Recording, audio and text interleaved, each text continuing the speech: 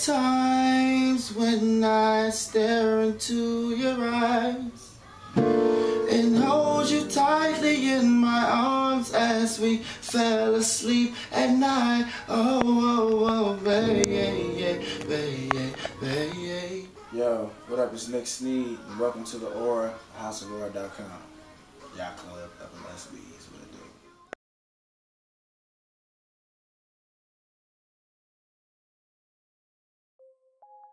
What up, world? It's Rashid Goldring from House of Aura, DMV. I'm here with the man of the hour, Sneed, singer, producer, dynamo, straight out of the DMV. So, you know, we're going to give you all a quick look at what he do and why he does it. Alright, so Sneed, you know, that's what you go by. You know, I'm pretty sure from here on out, everything associated with Sneed, you have to do with something, you know, professional and really quality work. You know, definitely in the entertainment and music industry. Is that your name? Is that, you know, an alias? You know, can you tell people who is Sneed? Gotcha. Well, my name is Sneed. I'm from Landover, Maryland. I grew up in Maryland all my life, you know what I'm saying? I go by YP, it stands for Young Pharaoh. You know what I'm saying? I'm really into a lot of the, you know, the ancient swag, you know what I'm saying? So Young Pharaoh, plus they was nice with everything. Pharaohs was good with the math, they was good with the music, they was just all around, you know, good people. So, Young Pharaoh, that's Sneed. Yacht Club, FLSB, Cholo, what it do. Alright, that's real. Alright, so, you know, I was going to ask you where you're from, but you already got out the way. He's from Landover, Maryland. That's crazy, because it's like up the street from where I live, you know, so it's crazy how you meet people all the time. So how'd you get started? Let's talk with singing first. How'd you get started singing? You know, we'll go into the producer thing a little bit later. Okay. I got started off singing. It really started with my mother. Like, my mother, she's always been an excellent singer. You know what I'm saying? Big shout out to my mother, who's upstairs asleep, by the way. You know, I've always admired the way she was able to hear a song on the radio and harmonize to it, or, you know what I'm saying, improv to it. So naturally, growing up, my dad was listening to Prince, so I always heard good music, and it was just in my ears all day. So it was just like a natural thing. I just started singing at like 5. Okay, so is there any like jazz influence in her singing, church influence? Like, did you grow up around choirs, anything like that? Like, any specific sort of singing? Well, I mean, I would say she definitely has a strong jazzy R&B flavor. You know, she got that R&B jazz finesse with her. My mother was actually on tour. She was in the Virgin Islands and she sung for real. So, yeah, she had the swag with her, man. That really is where it came from watching and observing her. You know? Alright, well, shout out to Mom Dude. Yeah. Paving the way. Yeah, I know. Alright, so we're about the producing side of it, you know, because right now it's not too many people that are doing the singing part with the producing part. You know, it's a few key people, but it's not a common thing. So how'd you end up with the producing? You know, you got the whole setup right now. It's real official, real official. Red Room, what it do? Come through the Red Room. You get your vocals right. You get your everything right. Come through the Red Room, man. But man. The producing really started for me my sophomore year in high school. You know what I'm saying? I was going to Parkdale, I was playing basketball, I was hooping, I was a basketball head, bouncing the ball both hands every night, trying to get nice. Went to Jericho, played varsity as a freshman, you know what I'm saying? Then I went to Roosevelt and I was like, yo, I'm about to play varsity again. And then my dad advised me to go out for JV. So I went out for JV, got to the day one tryout, went to lay the ball up, and my leg broke on the way up. You know what I'm saying? So, man, at that point I was like, yo, I need to do something. That was November 17, 2005. Wow. You know what I'm saying? Check the NBC interview, see if I'm lying. You know what I'm saying? November 17, 2005, I broke my leg. That was the first day I started playing piano. You feel me? Wow. So it's kind of, you know, going from... Then I had my first beat December 25th.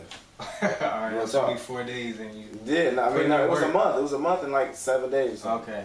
Yeah. But, so it kind of took, you know, focus from one thing to a whole nother subject matter, but still putting the same dedication and your time into it. Bruh, you know? That's exactly what the hell it is. You know what I'm saying? On some real, like, I played basketball to go to the NBA.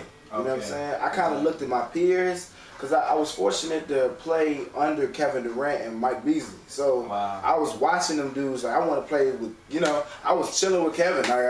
But I looked at Kevin in the 7th grade and was like, yo, this dude is incredibly talented. Like, his gift is basketball. You know what I'm saying? This is his gift. He doesn't even have to go ahead and do what I do, and he's double, 10 times as nice as I am. You know what I'm saying? This is his gift. So I can look at Kevin and look at Mike and see that. But with me, when I broke my leg, it was that's when I began to realize that that was my gift. That was something that I could do with the same diligence that I did basketball. Exactly. You know what I'm saying? So that's real, man. That's what it comes down to. All right. So you know, I seen the first album on iTunes. Tell the people the name of the album first off. Sleeping Giant, One Eye Open. You know what I'm saying? One Eye Open. That was my first tape. It was so everything happened kind of fast. You know what I'm saying? I was working on it for like a year. Yeah. And not knowing that I was working on it for a year, but you know, on homecoming I got the call. It was like, you're certified for homecoming. You're performing for homecoming. Wow. So I was like, what? You know, I'm about to be performing at homecoming. Gee, what? It's crazy. Like, you gotta do something. So I said, yo, this is a big stage. I want to promote my music from the fucking. Excuse me.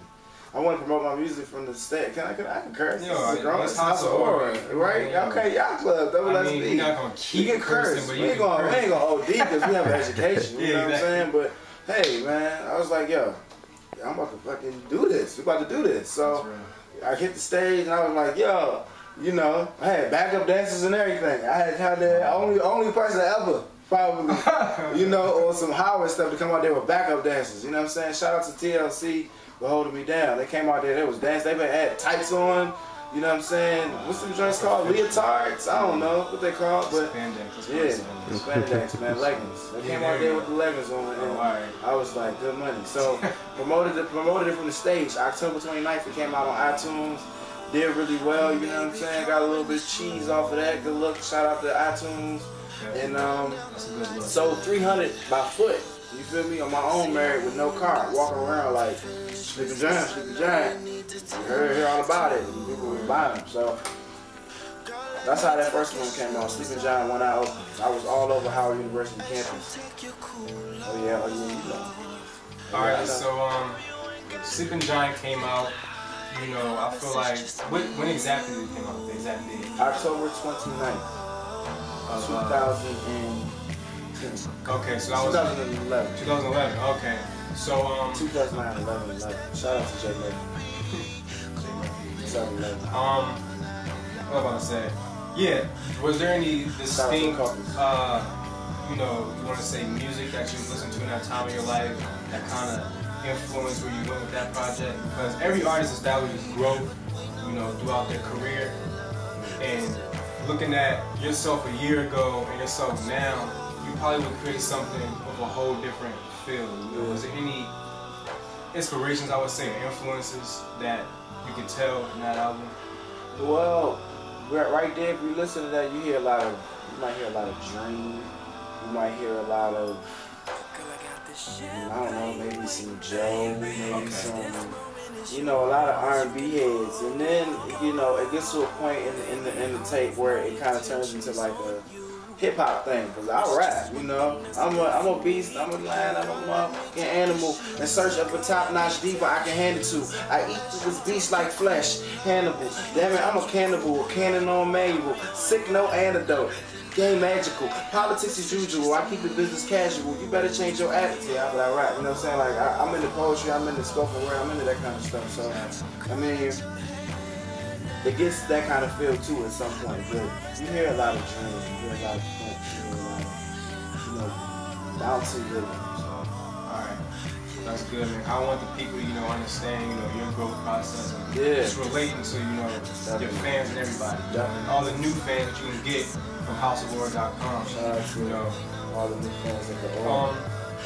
So, you know, are you working on any distinct new projects or maybe singles?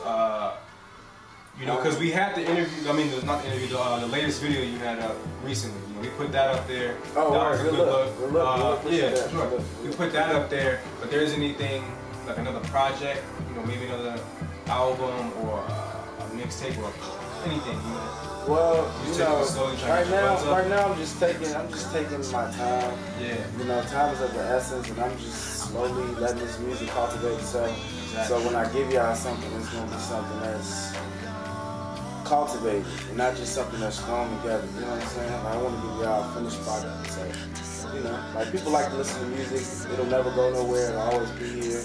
And I want mine to be able to stick around with everybody else's, with Martin Gaye and, you know, Teddy Pendergrass and what's the one with this Barry White, you know what I'm saying? All them people, Sade, Prince, them people ain't going nowhere. Their music will be here forever. Exactly. You know what I'm saying? I want the same thing to happen with Nick Sneed's music, with Nick Sneed's sound.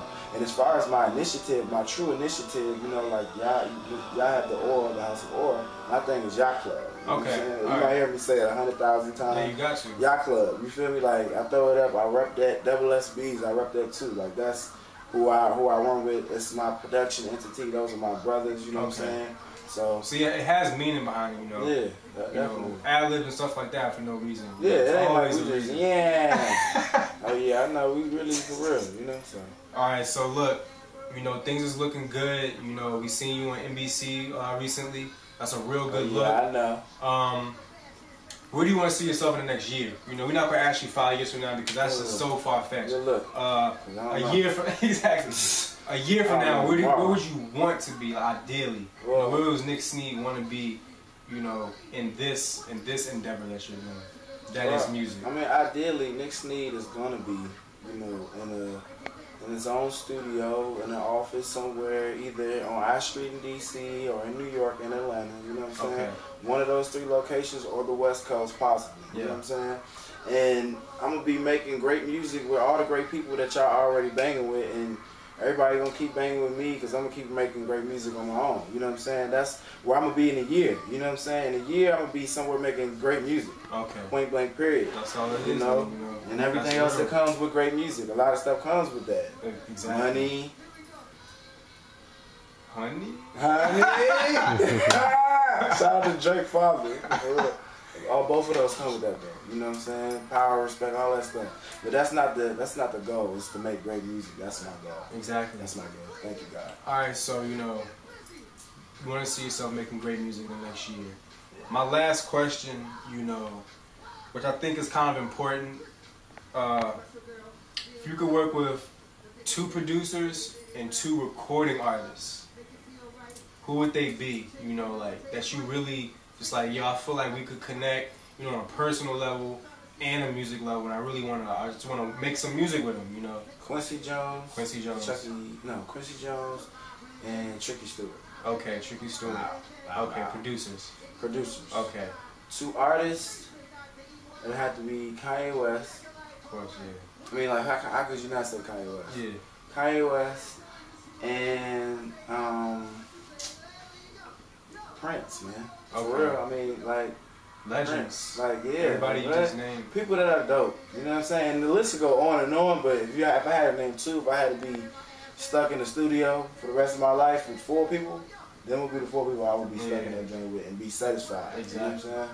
That's real. What's Well, you know, this was a great interview. You know, we learned a lot about the man behind the music, Nick Sneed, Yacht Club, Double SB. Oh yeah, I know. You know, yeah. Go look at his interview on NBC. Google me. NBC, go get his first album on iTunes. Amazon. You know, any of those stores. Go to houseofword.com. He's on there. Check out that music video. Oh yeah. Just a Memory. Just a Memory was on there probably like a week ago, maybe something like that.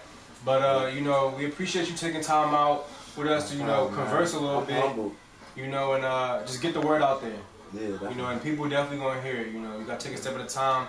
But this was She Goldring from House of Word DMV with Nick Sneed, YP, Yacht Club. SB. This is a House of Word exclusive interview. K-Side, what it do? Family Pie.